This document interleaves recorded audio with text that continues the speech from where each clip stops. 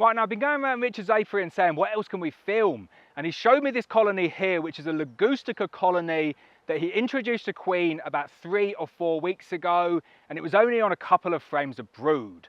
What's amazing is just how quickly this queen has taken off and pretty much filled up this double panes brood box after a single round of brood. Ligustica queens get very, very big, very quick, bumper honey crops. There's a couple of them dotted around in this apiary. In today's video, I'm going to show you just how quick they built up from a 2-frame split 4 weeks ago. So what we got here is a double frame panes nuc made up 4 weeks ago.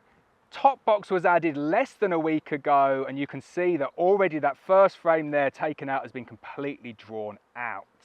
Top box was added with just foundation, and this is pretty impressive. That was a 2-frame split 4 weeks ago. The Ligustica queens lay like crazy, build up very, very strong. The weather's been good here, lots of sunshine, ideal flow conditions. And to think that that went in a week ago and it was just foundation, very impressive indeed. So Richard's just shown me there, the Ligustica queen. You can see that, look how orange she is. No banding whatsoever, little black tip. This is a really good quality, very well mated Italian Ligustica queen. Now we can get these queens through Melita Bees. We don't advertise them on the website because it's quite difficult to get hold of a decent number of them. If you do want to order a batch of say 10 or 25, we can get them in, but it is by special order only. Richard is a massive fan of these due to the fact that they build up really, really strong. Give him lots of brood to work with, and they make a huge, huge amount of honey. Right, let's have a look at that bottom box then and see how well the queens laid it up and see the state of some of those frames of brood.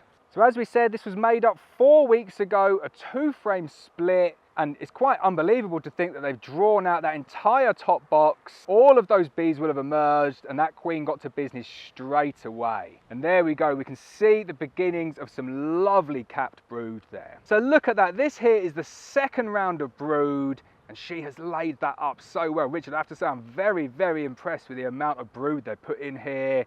That queen does not know when to stop. And I can already see down there on the next frame that it's very, very similar 3rd frame in. Wall to wall brood, and you can just imagine what's going to happen when all of that brood emerges. They are going to need a 3rd, 4th, 5th extension box very, very quickly. So another lovely frame there. That's not spotty brood. They backfilled that with nectar because they were probably restricted before you put the additional extension box on. But I would definitely not frown at that. And then the other side, back to beautiful slabs of worker brood. So there we go, onto the 4th frame of worker brood there out of a 2-frame split that was made 4 weeks ago with the Ligustica queen. And then the last frame out of there, another frame of honey with a decent amount of pollen in it as well. So just talking to Richard there, and I always get my tips from Richard. He just wants to make it clear though, when people are taking apart the boxes, he always thinks that you should be putting them back in exactly the same order and making sure that the frames are put back in the same order as well. The frames aren't always drawn out evenly, and it's very easy to squish bees and squish that queen if they don't go back in the exact same order. I have to say I'm a little bit lazy with that, but it definitely makes sense, and I always take Richard's advice because it's always good advice. So I've just asked Richard to go back into the top box there, because what I noticed that was quite interesting was in the bottom box you either had full frames of capped brood or full frames of honey. No eggs to be seen, and I reckon we're going to find frames and frames of eggs upstairs where that queen was. Just goes to show all she wants to do is lay eggs and lay as many eggs as she possibly can. This colony is going to build up so strong. Right, so it shows it's not a setup. We've just been up there and there is literally no eggs whatsoever. So the queen clearly has responded to the fact that she's not got enough worker bees and enough nurse bees at the moment to tend to those eggs, but there's sufficient bees in there in order to keep the brood warm.